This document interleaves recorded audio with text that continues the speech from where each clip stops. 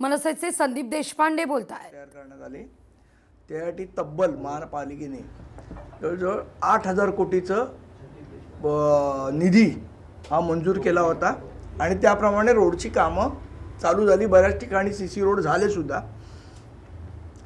आज दुर्दैवाने पुन्हा अशी परिस्थिती निर्माण झालेली आहे की या सगळीकडचे सीसी रोड हे पुन्हा एकदा खोदायची परमिशन ही महानगरपालिकेने दिलेली आहे। कुठल्या अधिकारात दिली? एक खोदलेले सीसी रोड पुन्हा कोण दुरुस्त करणार? त्याचे एवढे मिनिमम पैसे महापालिकेने का घेतले? मग सीसी रोडचा जो खर्च आहे त्याच्यापेक्षा कमी पैसे महापालिकेने घेतले ते पुन्हा झालेले खड्डे बुजवण्यासाठी। आणि पुन्हा तीच क्वालिटी होईल ही शंका आहे, कारण बऱ्याच ठिकाणी सीसी रोड खोदल्यानंतर तिकडे पुन्हा डांबर टाकण्यात आलं। मग सीसी रोड करण्याचा अर्थ काय उरला? एक न धड असे अनेक प्रश्न या अनुषंगाने उपस्थित राहतात। हा मुद्दा क्रमांक 1। मुद्दा क्रमांक 2 असा आहे की ज्या गोष्टीसाठी ही परवानगी दिली गेली त्या होत्या इलेक्ट्रिक केबल वायर, बरोबर? आता या इलेक्ट्रिक केबल वायर आपल्याला माहिती असेल मुंबई शहरापुरतं बोलतोय आम्ही। ही BSTची आहे, हे तर आपल्याला सगळ्यांना माहिती आहे। मग टाटा पॉवरला ही खोदायची परवानगी का दिली? एवढी काही आज मुंबई शहरात तर अख्ख्या सगळ्या ठिकाणी BST सप्लाय करते, मग टाटा पॉवरला ही स्पेशल परमिशन का देण्यात आली इलेक्ट्रिक केबल टाकण्याची? हा मुद्दा क्रमांक 2।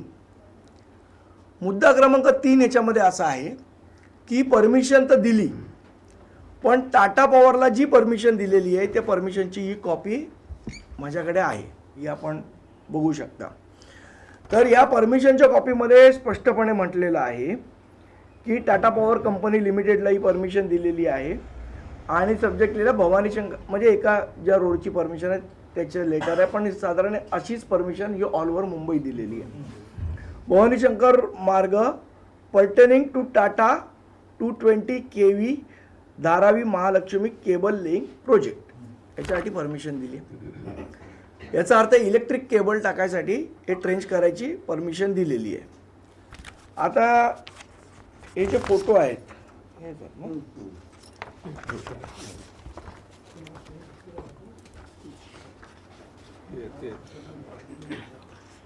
या ज्या आहेत या इलेक्ट्रिक केबल नाही आहेत, या आहेत ऑप्टिकल फायबरच्या।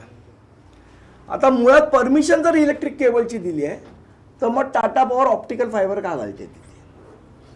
आणि मग ह्याच्यावर चेक कोणाचा पाहिजे? या आपण ज्या गोष्टीसाठी परवानगी देतोय ती गोष्ट करत असताना अजून काही युटिलिटी या टाटाच्या मार्फत जात आहेत आणि मग याचं अल्टिमेटली नुकसान कोणाला आहे? बरं, तुम्ही जर 4 परमिशन दिले आहेत तर मग 4 परमिशन देताना 4 गोष्टींचे तुम्ही पैसे घ्यायला पाहिजे होते टाटाकडनं।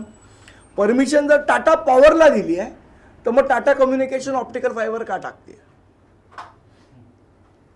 असे सगळे मुद्दे उपस्थित होतात। या संदर्भात आम्ही काल महानगरपालिकेला एक पत्र सुद्धा दिलेलं आहे दोन्ही वॉर्डला। हा सगळा शोध आमचे शाखा सचिव लक्ष्मण पाटील आमचे या सगळ्यावर नजर आपली कायम असेल। वळूया पुढल्या बातमी। लोकशाही मराठी ऐका, पहा, जागरूक रहा।